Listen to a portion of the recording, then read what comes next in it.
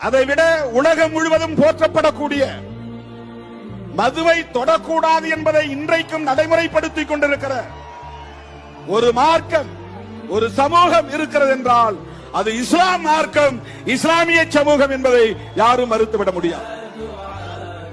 நபிகள் நாயகம் தோன்றி மறைந்து 1400 ஆண்டுகளுக்கு மேலாகிறது.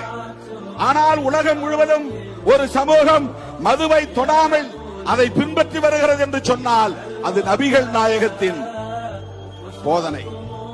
மது பாவங்களின் தாய் என்று சொன்னவர் நபிகள் நாயகம். இந்த நாள் வரையில் அந்த சமூகம் அதை பின்பற்றுகிறது. ஒரு சமூகத்தையே மதுவை தொடாத சமூகமாக மாற்றிய பெருமை நபிகள் நாயகத்தை சார்ந்தது. அந்த மாமனிதர்கள் சொன்னதை இன்றைக்கு நாம் மக்களுக்கு சொல்லுகிறோம், அவ்வளவுதான்.